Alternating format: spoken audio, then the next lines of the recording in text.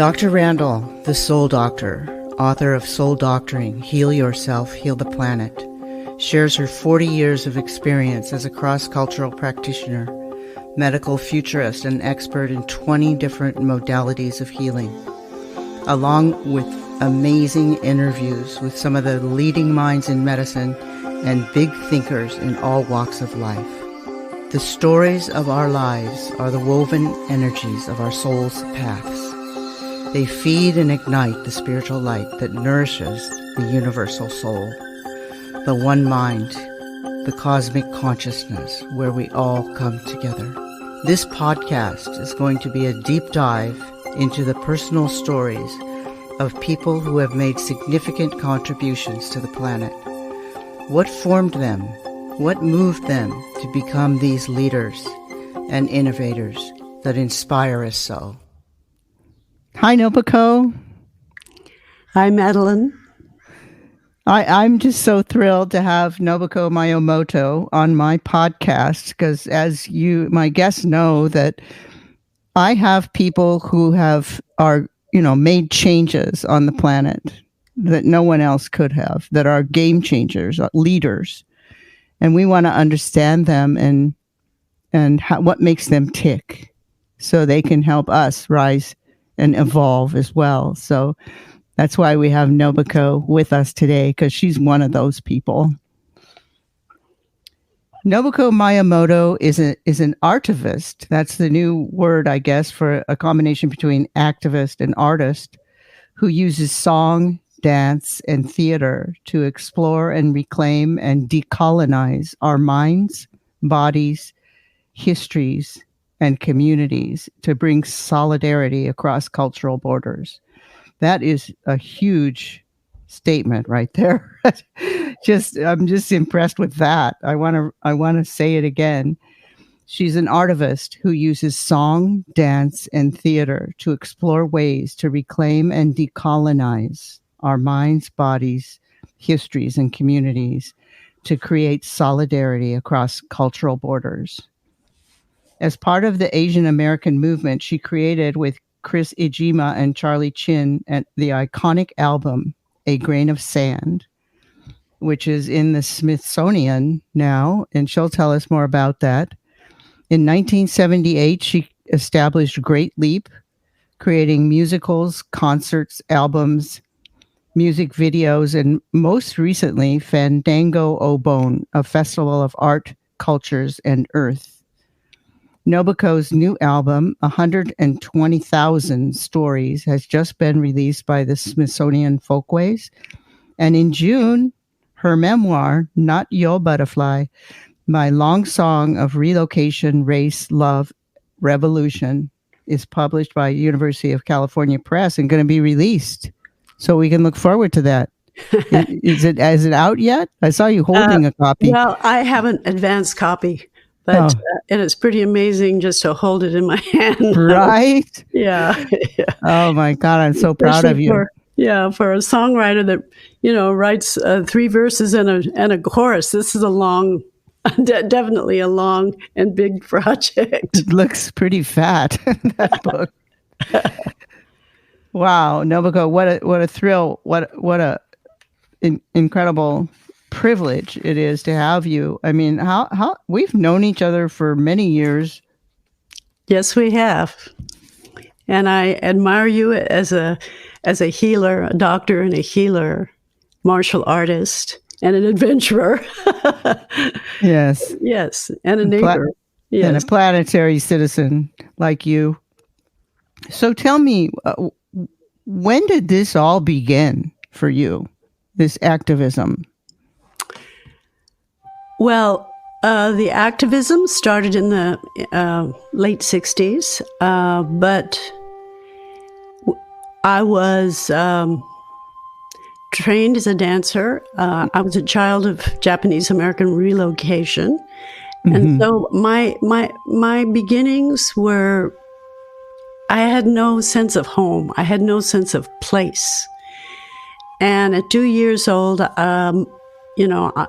along with 120,000 others, my family was sent to camp And, people referred to camp. As a child, I heard people referring to camp, and I didn't really understand that it was a concentration camp.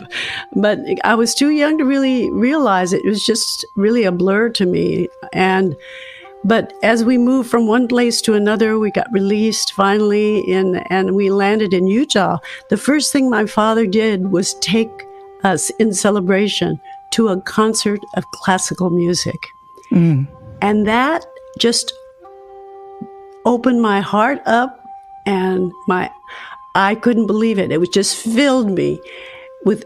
So my life was turned from this gray, lost little girl into living color. And I went home and I started dancing to my father's records, and my mother saw this, and she was a frustrated artist as well. And she took me to some little dance class in the middle of Ogden, Utah, this little town. And that gave me dance and music gave me a place, a sense of home, a sense of belonging somewhere, even though it was sort of an ephemeral world. And so actually, I pursued from the very young age of 7. I wanted to be a ballerina. I was very, my mother helped me get really good training. So at 15 or 16, I think I was, when I got my first job in a movie called The King and I.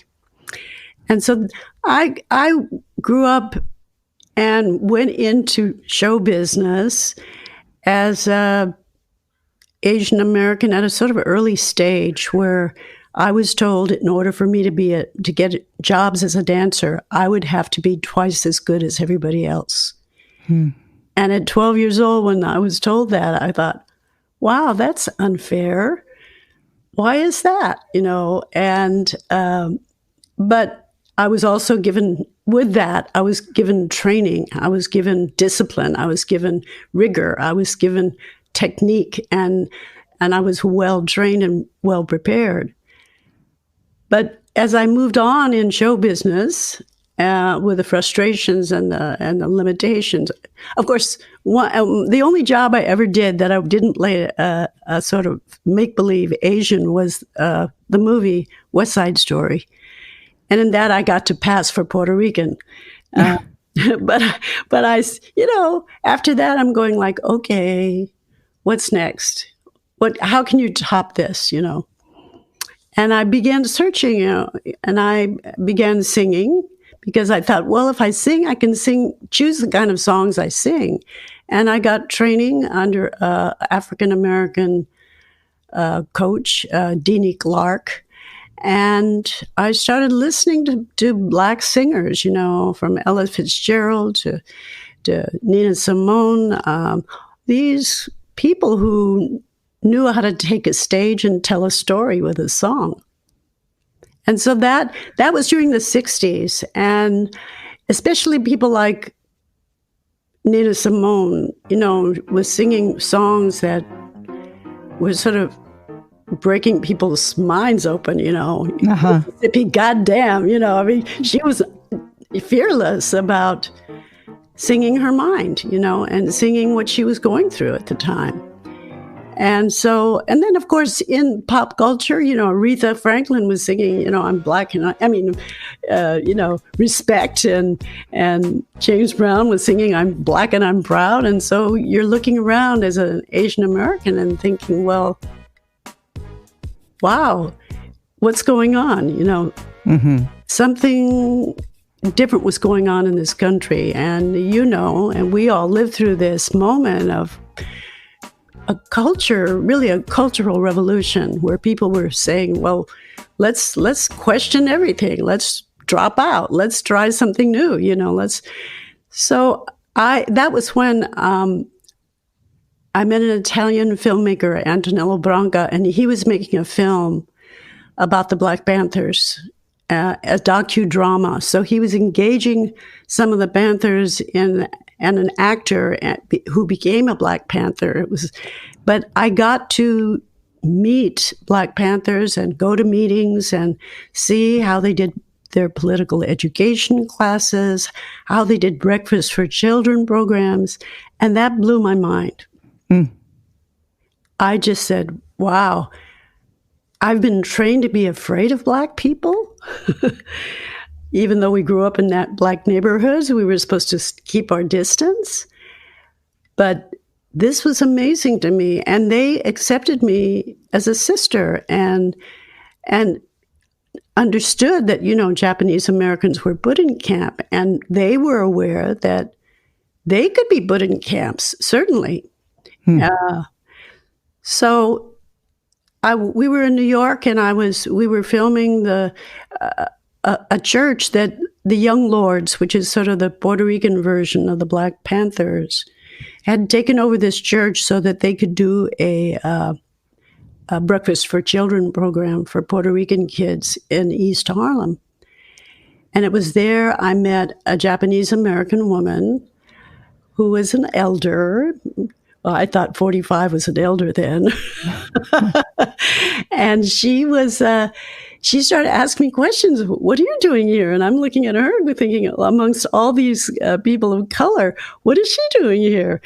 And it turns out her name was Yuri Kochiyama. And she was friends with Malcolm X and lived in Harlem with her 6 children, Japanese kids, grew her kids up there. And she was famously known as the person when she went to that last event where Malcolm was killed. And when he was shot, she ran up to the stage and cradled him and tried to protect him. She was Japanese American.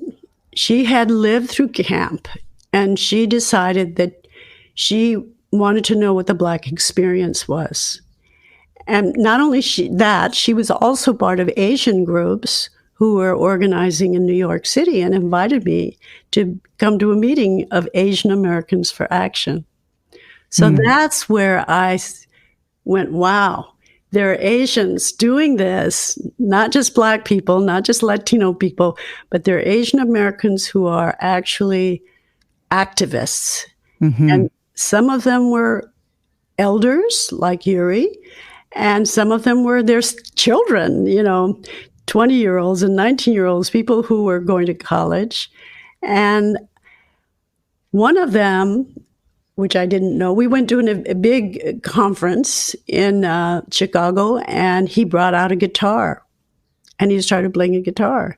And we had just met with Panthers, and we had met with Native Americans who drew us into a circle and did ceremony with us. And it was like, oh my God, what is this? But they looked at us as Asians and they thought, these are our cousins, these are our brothers and sisters. And they told us a story, Warriors of the Rainbow. I don't know if you've heard of this story, but they said there would be 5,000 years of evil followed by 5,000 years of good. And that change would come when warriors, all the colors of the rainbow, would come together. So that song and that experience as Asian Americans, to hear that, that story. And so we went back to we were sleeping on the floor of a church, and Chris brought out his guitar and he just started riffing. And then he started writing a little something, and I just started singing with him. And right there on the spot, we wrote a song. And the next day, we sang it in front of this Asian American group of both elders and young activists. And after we sang that song, it was like electric. It was, oh my gosh, this was the song we never had. Because we grew up listening to everybody else's songs. We even wanted to be other people. We didn't want to be who we were. But here we were singing a song about us.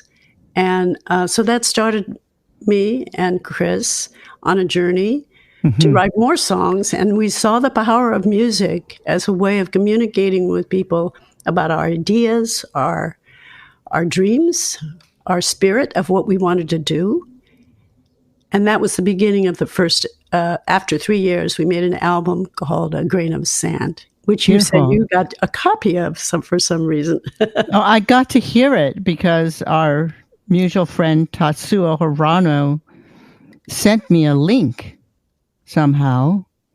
And then I listened to it. I recognized your voice. And then I said, oh, this is so amazing. And then at the end, they said it was, from the Smithsonian collection and all this stuff. I'm like, oh my God, this is fantastic.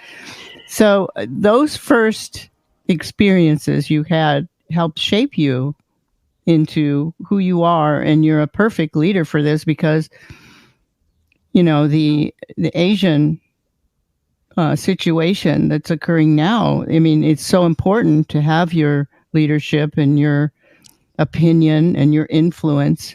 Do you have anything to say about that?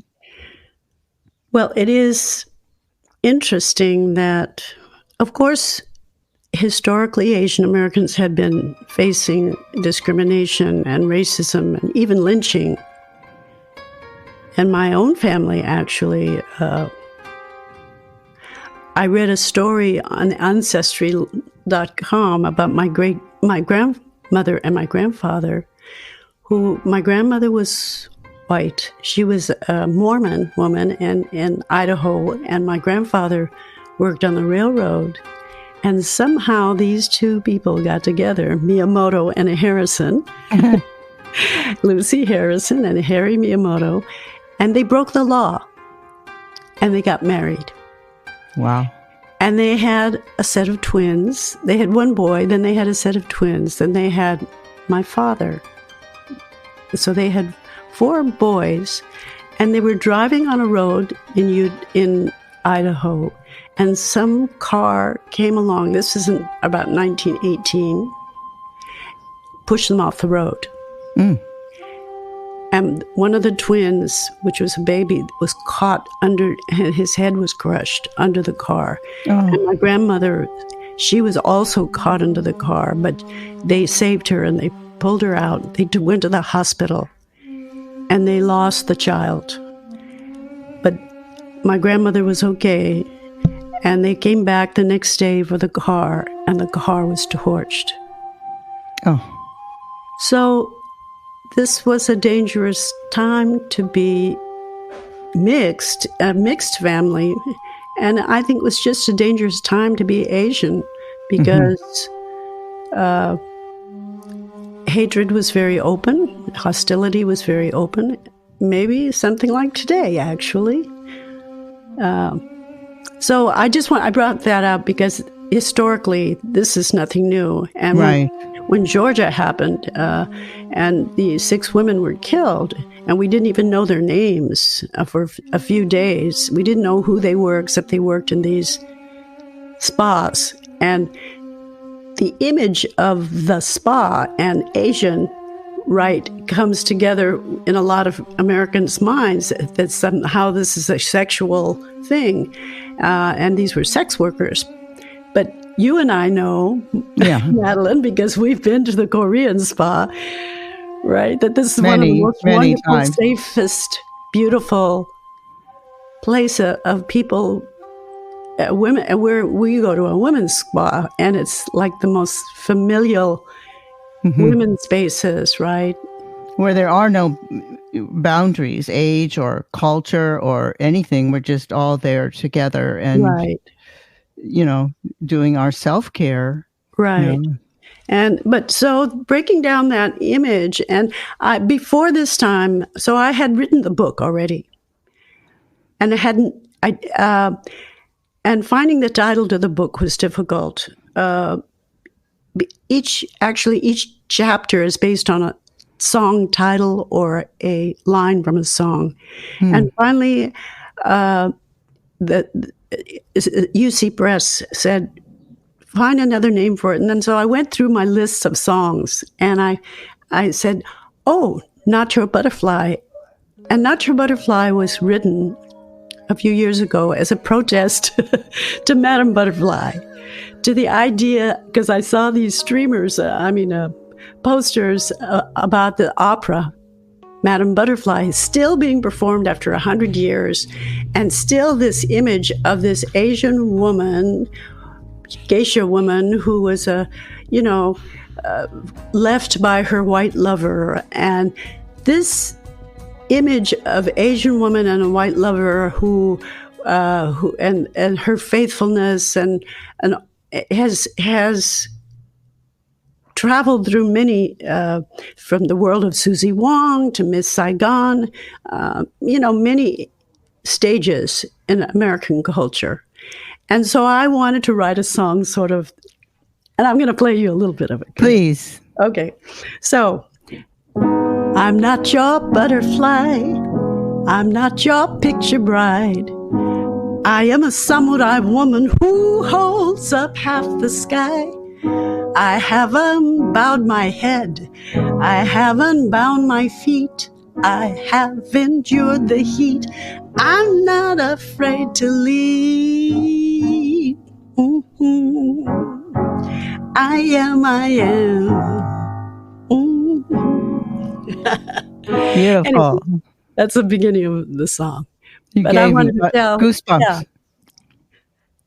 Yeah, I wanted to tell a different story about who I was, and that actually my great grandmother was a samurai woman, not maybe with a sword, but she was a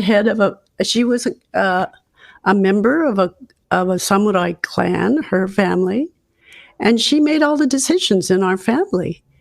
She was not the the delicate butterfly that we think of. She was the boss. So you read me a passage from your book. Would you share that with us? Oh, sure. Okay. So this is my opening of the book, Not Your Butterfly. I was born where I didn't belong. At 2, I became the enemy, a would-be spy, a threat to U.S. internal security. Soon, I was removed with 120,000 others who looked like me to a place the grown-ups called camp. But it wasn't a summer camp. So that was my first memory, actually. Riding on my father's shoulders and seeing, lines of people going into the mess hall.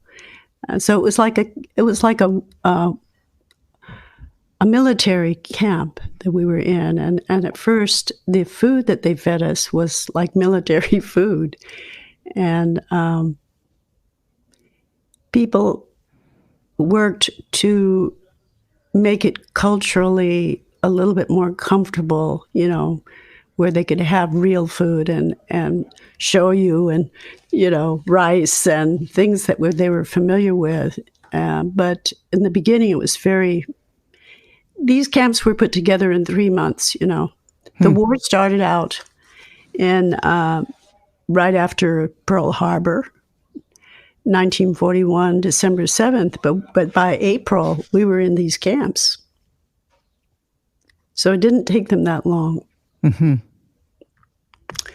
And, I think that the idea of these camps, some of them still exist. And they're keeping Latino children and families who are, refugees from Latin America.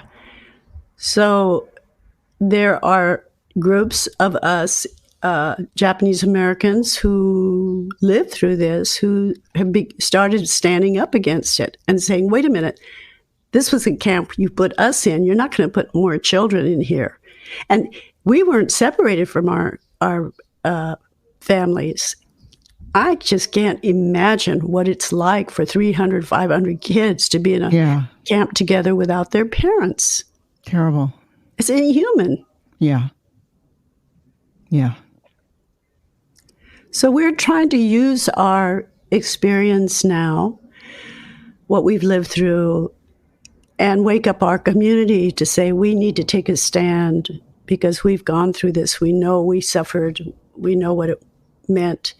And so even towards now, there's H.R. 40, which is a bill in Congress asking to look into the Black experience and how that has some redress and reparations for the African American community.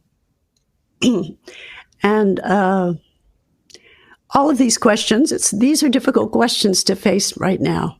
Yes.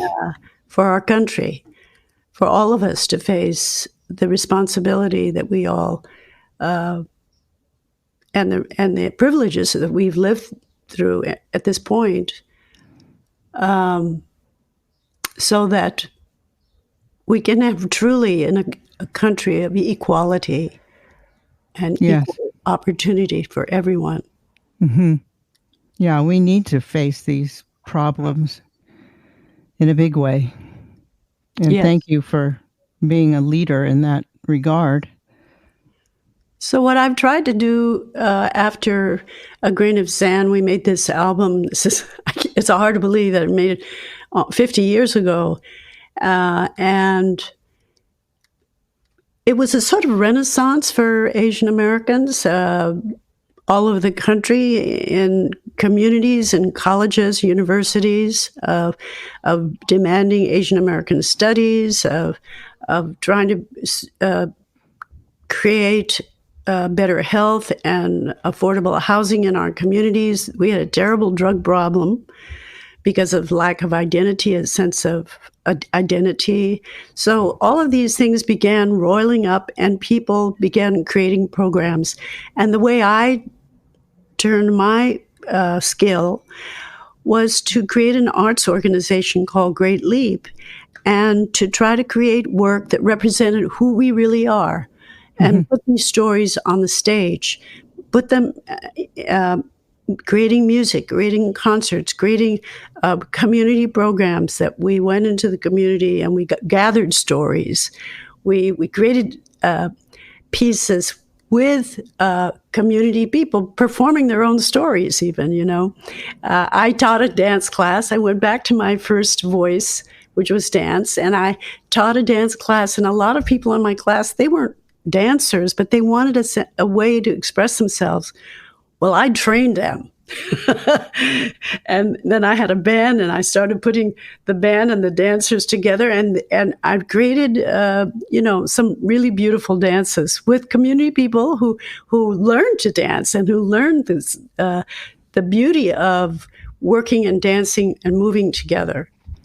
And that idea of sort of empowering people who are not necessarily seeing themselves as artists to create, to be in a creative atmosphere, that they could actually be on their feet and feel what we feel as performers in that moment of moving and creating stories on stage.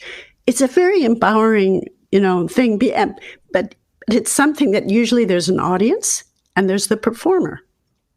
But what if that curtain or that line is dropped, and that we demystify the idea of this person on the stage, which is on a pedestal, and the people in the audience? And what if we go back to the circle and we say, this is the way we used to do our ceremonies. This is the way we used to celebrate. This is the way, and you know this, Madeline, because you've participated in this kind of activity with Native people. Yes. So through the years, I learned the power of the circle. And I began writing music and creating circle dances in the Obon tradition, which is the Buddhist circle dance in remembrance of our ancestors. I don't know if you've ever been to an Obon with Donna. Have you? Oh, I've been to several Obons and seen you there. Yeah. So that Obon is pretty amazing, right? It is amazing. Yeah. Hundreds of people dancing in a circle. And one of the main tenets of Buddhism is the idea of interconnectedness. That we're all connected. We don't realize it, but if we keep digging deeper and deeper, that we can feel and we can know that we are connected through our stories. But in the case of doing obon and dancing in the circle, we feel our connection energetically. Mm-hmm. It goes into a more of a, the atoms. Uh-huh. Our atoms and our whole energy field shifts, and we become one, an ocean of dance, an ocean of movement. So I connected in the last decade, I connected to Quetzal Flores in the Latino community, an activist, and his wife, Martha Gonzalez, and they have a band called Quetzal. Maybe you've heard of it. And Quetzal, they have been people who have promoted this community art form from Veracruz, Mexico, called Fandango. And what they do is that they're these smaller guitars, and people stand in a circle around a platform, and they sing maybe the most famous Fandango son jarocho. The musical form is called son jarocho. Songs, it's jarocho is of the people, workers. Is a song called La Bamba. Everybody knows La Bamba. La, la, la, la, La Bamba. That's the most famous. But that comes from Veracruz, Mexico. And they create, it's like the blues. They create verses, and they sing their stories, and they sing their heartaches, and they sing their love stories, and they can improvise. So when I saw them doing this, I went, oh my gosh, this reminds me of Obon, except the musicians, we stand on the platform and the people dance around. What if we put these two things together? So 8 years ago, we did that. And out of one song, we wrote one song called Bambutsu, 10,000 Things All Connected. So we wrote this song, and we got our communities together. And we learned some Fandango pieces, and we learned some Obon pieces. These are Mexican and Japanese people. And then we did the song that we wrote together in Japanese, English, and Spanish. And boom, this idea took flight. And so the next year, we did it again on the plaza of the Japanese American Cultural Center, Community and Cultural Center in Little Tokyo, Los Angeles. And then we had the Asian community, Latino community, and we invited the Black community in. And then we said, why did people dance in a circle before? They were giving thanks to the earth. They were asking for good conditions for their crops. And we started thinking about global warming and the situation that we're in right now. The fire is burning all around us. There's racial fire and there's global warming. And maybe this is a way of addressing it. So we've been working together now. Now we also have the Muslim community in the circle, because my son is Muslim, African American as Muslim. And we've discovered so much by dancing in a circle together. Mm-hmm. And feeling the vibration together, learning each other's movements, because in learning movements, you learn on another level, you learn another culture. It's another language. And by appreciating, and of course, in the course of this, you hear the verses of the song, you listen to stories. We go into different communities and we visit different communities because we want people to feel comfortable, not just eating Mexican food, but really going into the community and seeing the organizations and seeing, what the kids are going and what they're learning and through the arts. So art and culture is always in the center of what we do because we feel that everyone is creative and we want people to be liberated enough to participate And that's the whole thing. We don't want anybody to be watching. We want everybody on their feet dancing. Mm-hmm. And that makes a big difference. That we're not there. And in this circle, everybody is seen. In the circle, everyone is equal. And the circle can get bigger. More people can join in the circle. The circle, and there can be more circles, So the idea, the symbolism of the circle and how the circle connects us directly to Mother Earth in this moment, in this time, is a very important idea. Mm-hmm.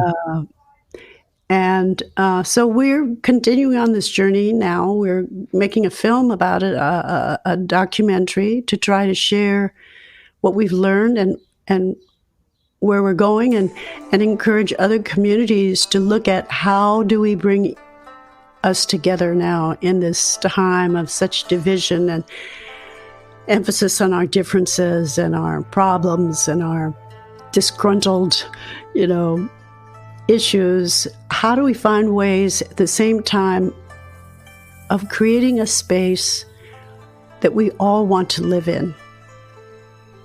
Mm-hmm. How do we show people and get people to feel that it is possible for us to live together, to move together, to sing together, to dance together, to understand our histories, the differences that we've experienced together,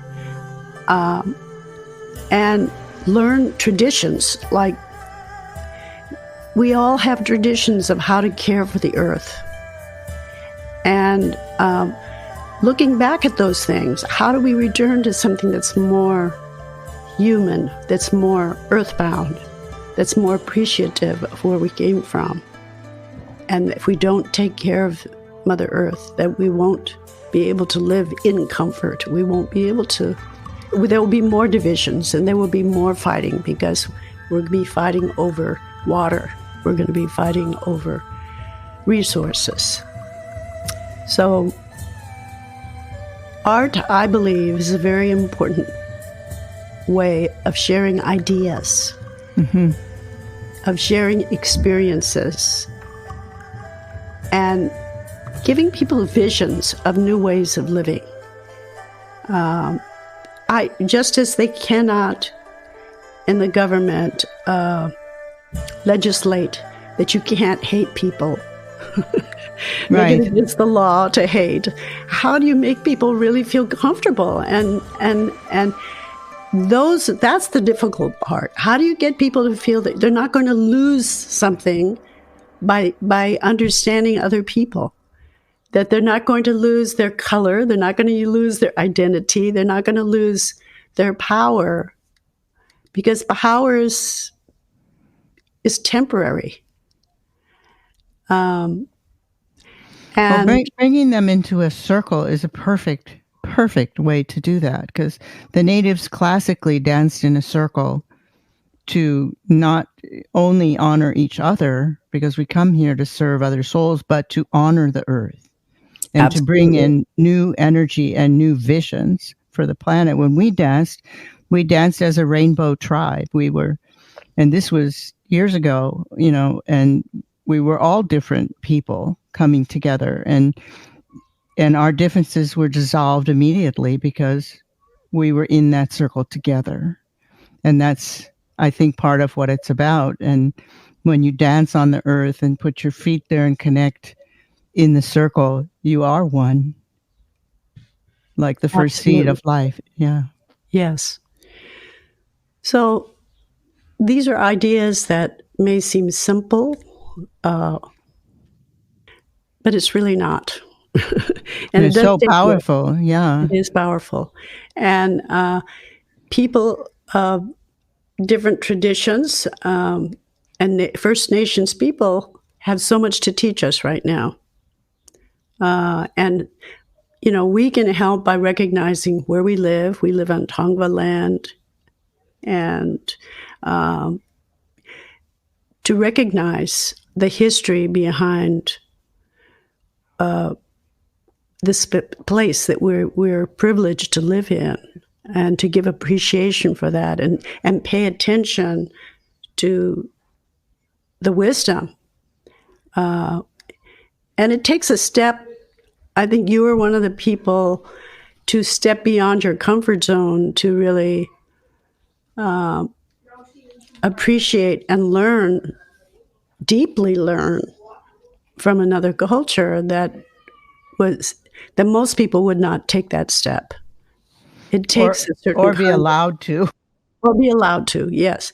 But it takes humility and sincerity to enter a circle like that, and to be able to really get deep learning the way you did. Yes. Yes. Well, I was very fortunate and privileged, and I was told not so much for me to become one of them, although they honored me as a person, but to share that with my people to create Yes. more balance on the planet. And I love what you're doing, and including all cultures in your Fandango Obon. That's so beautiful.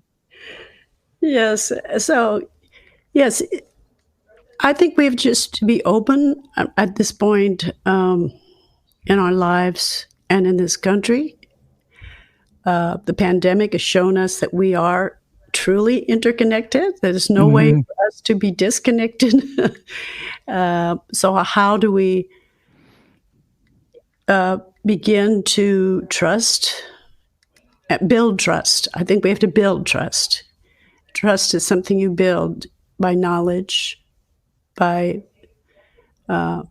humility, and to try to learn about other people besides ourselves, and to trust that knowing each other will build a stronger sense of community and belonging for everyone, and that we all become more secure in that process. Mhm. That we build a world that's more secure. And I think it's, comes in small stages. I mean, my project with Fandango Bone, we sort of concentrated. Little Tokyo in Los Angeles was part of the very oldest part of Los Angeles, and it was a crossroads between the Black community, which went down Central Avenue, and across the First Street Bridge, which became Boyle Heights in East LA, and all of the. So we sort of concentrated on that intersection for this project. Because we had a common history, a common geography, and we shared those spaces at different times. Like when Little Tokyo during World War II was emptied of all Japanese people, Hmm. African Americans came and occupied and lived in Little Tokyo, and they called it Bronzeville. And jazz happened there. There were, soul food restaurants, but when Japanese people returned after the wars, little by little, the Black community, in fact, the leadership in the Black community, encouraged that Black people step back. And Oh. so again, that Japanese people could live in the spaces that and then they also weren't allowed. We weren't allowed to live in white spaces. So there were laws and that kept us from living in certain or buying houses in certain spaces. So living among Mexican and Black people were some of the few spaces that we were allowed to live in. So we created these spaces and built on these spaces to have cultural meaning for us. And now with gentrification, and that these spaces are conveniently located very central in Los Angeles, it becomes very expensive. And we're getting pushed out of those spaces. So we believe also another reason that we hold on to Little Tokyo in Los Angeles is because we keep doing programming there. We keep gathering there. We make it our space because we are creating there. We're present. Beautiful. Yeah. So, do you have any advice for my listeners going forward, coming out of COVID, trying to become one, trying to get there? What do you have any advice? Well, I know that we're going to be crawling out of our little cocoons. Well, some people are just going to throw off the mask and run out and, happy to be out there. But some of us, it takes a little bit of an effort. And yesterday was the first time we gathered with family, 10 people in our backyard. And even the young people said, they're so used to being at home now in their mask that they're a little bit shy about coming out in the world. And it takes more energy, of course, hanging out with a lot of people and putting on clothes and presenting yourself, being around others. But I think we have to do that also with care and enter the spaces with new eyes, with a new appreciation for what we have. And I agree. I mean, a lot of people say get back to normal. I say this is like a new normal. We're not going back. Right. We're going forward.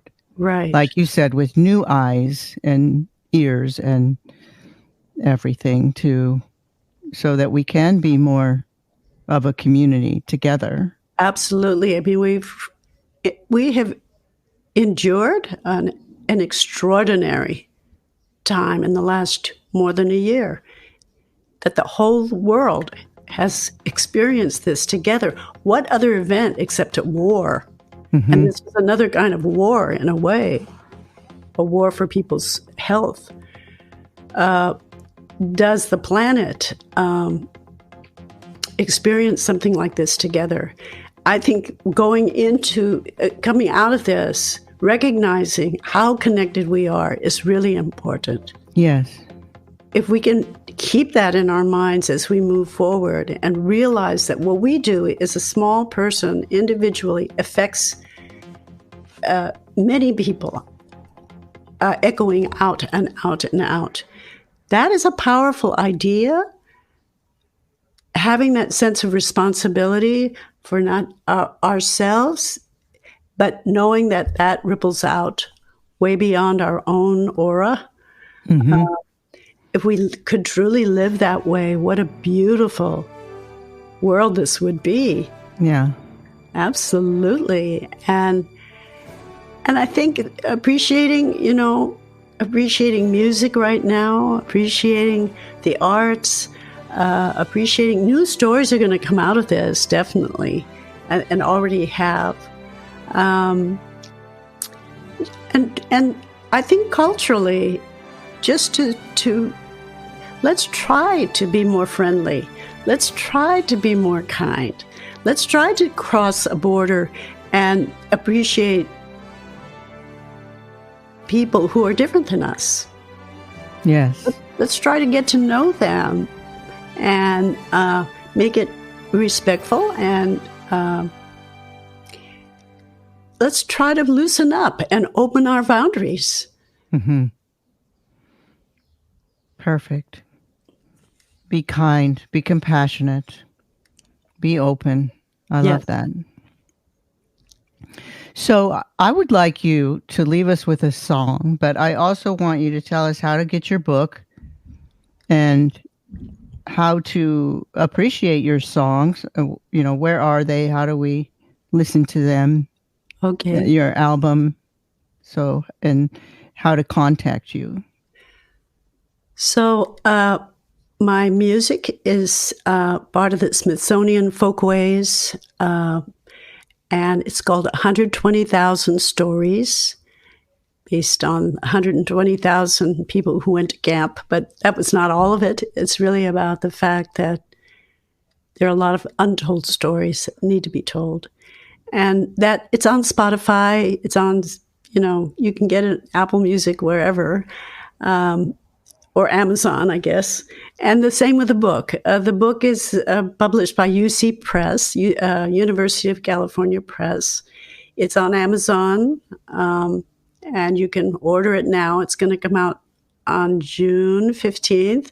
We're going to be doing lots of book events in the next few months, each one sort of focusing on different parts of the book and different experiences that engage other people as well. So I really appreciate being able to share those things with you and your audience, and the time that we've spent together. So, well, Precious. I'll sing you a song that was really a little bit of a song that was from one of the first songs we wrote, called "We Are the Children." We are the children of the migrant worker. We are the offspring of the concentration camp. Sons and daughters of the railroad builder who leave their stamp on America. We are the children of the Chinese waiter, born and raised in the laundry rooms. We are the offspring of the Japanese gardener who leave their stamp on America.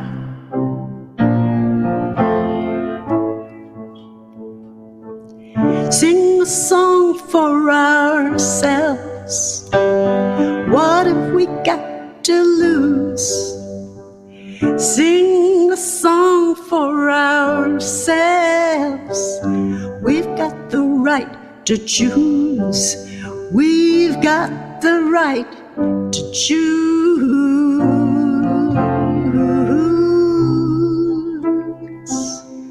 So thank you, Madeline. Fantastic. I love you so much. Love you too. Can't wait to get your book. Yes. Okay. And the music. And the music, of course. And the music. Don't forget that. Okay. Love you, dear. Love you. Bye-bye now. Bye-bye. I'm Dr. Gail Randall, creator and host of Soul Stories. I just want to thank you for listening to my podcast. I recently got a notification from the International Podcast People, and I was astounded that so many countries are listening to my podcast in the category of alternative health. So thank you, and please continue to listen. I especially want to thank Egypt, Croatia, Japan, and Switzerland, also France and Ireland, because my numbers were quite high there. So keep up the good work and check out my Instagram at Dr. Gail Randall, and particularly check out my Instagram TV, where you can hear me talking about alternative medicine subjects and also see me. It's a very good show, and I think you'll like the subjects. It's on 6 p.m. Pacific Standard Time every Friday, but it's recorded there, so you can find it there anytime you look. Okay, thanks again. I love you guys. This is Dr. Gail Randall from Soul Stories, and author of Soul Doctoring, Heal Yourself, Heal the Planet. I want to thank Saltology, our sponsor, at bathsalt.com, which fits perfectly into my medicine bag as it, like me, calls upon the ancient wisdom and modern technology to heal, especially with the stresses and ills of our modern times. The Bokek brand uses organic salts combined with organic essential oils sourced from ancient Egypt to provide a perfect remedy for your bathing ritual and healing from modern stresses. The Relief RX brand is a unique one-of-a-kind healing salt that uses organic CBD, treated with a unique emulsification process to create nanoparticles which easily enter the skin to most effectively heal and relieve aching muscles and joints. Whether from chronic inflammation or just a rough workout, this is the perfect healing bath, especially when you add the organic essential oils of neroli, lavender, eucalyptus, or grapefruit. Your body, mind, and soul will be lifted and soothed like never before. Go now to bathsalt.com. I also want to give special thanks to Larry Antonino and Agora Borealis Recording Studio for music and score, and also to closetotheearth.com for IT and computer assistance.